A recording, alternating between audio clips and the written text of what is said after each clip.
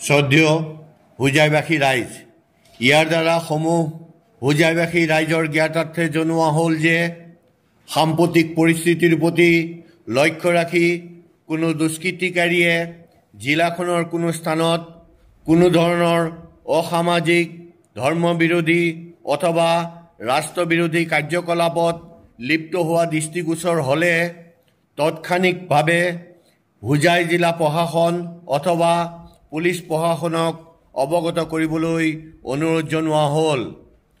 আপোনাৰ এনে দায়িত্ববোধ কৰ্তব্যই জিলাখনৰ আইন শৃংখলা পৰিস্থিতি অটুট ৰাখিবলৈ আমাক সহায় কৰিব। আহক আমি সকলোৱে মিলি জাতি, ধৰ্ম, বৰ্ণ নিৰ্বিশেষে সম্প্ৰীতিৰে বসবাস কৰি অসমবাসীৰ মাজত এক নিদৰ্শন দাঙি ধৰোঁ। আদেশ অনুসাৰে জিলা আয়ুক্ত হোজাই।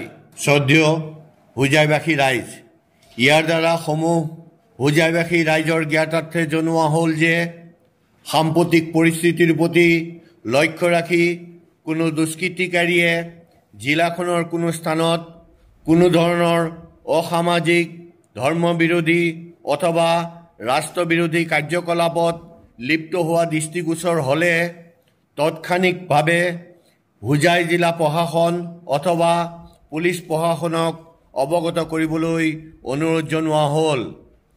আপোনাৰ এনে দায়িত্ববোধ কৰ্তব্যই জিলাখনৰ আইন শৃংখলা পৰিস্থিতি অটুট ৰাখিবলৈ আমাক সহায় কৰিব।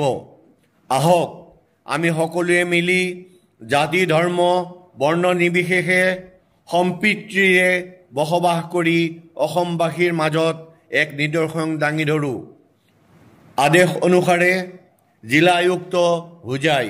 শ্ৰদ্ধেয় হোজাইবাসী ৰাইজ, ইয়াৰ দ্বাৰা সমূহ হোজাইবাসী ৰাইজৰ জ্ঞাতাৰ্থে জনোৱা হ'ল যে সাম্প্ৰতিক পৰিস্থিতিৰ প্ৰতি লক্ষ্য ৰাখি কোনো দুষ্কৃতিকাৰীয়ে জিলাখনৰ কোনো স্থানত কোনো ধৰণৰ অসামাজিক, ধৰ্মবিৰোধী অথবা ৰাষ্ট্ৰবিৰোধী কাৰ্যকলাপত লিপ্ত হোৱা দৃষ্টিগোচৰ হ'লে তৎক্ষণিকভাৱে হোজাই জিলা প্ৰশাসন অথবা পুলিচ প্ৰশাসনক অৱগত কৰিবলৈ অনুৰোধ জনোৱা হ'ল। আপোনাৰ এনে দায়িত্ববোধ কৰ্তব্যই জিলাখনৰ আইন শৃংখলা পৰিস্থিতি অটুট ৰাখিবলৈ আমাক সহায় কৰিব। আহক আমি সকলোৱে মিলি জাতি, ধৰ্ম, বৰ্ণ নিৰ্বিশেষে সম্প্ৰীতিৰে বসবাস কৰি অসমবাসীৰ মাজত এক নিদৰ্শন দাঙি ধৰোঁ। আদেশ অনুসাৰে জিলা আয়ুক্ত হোজাই।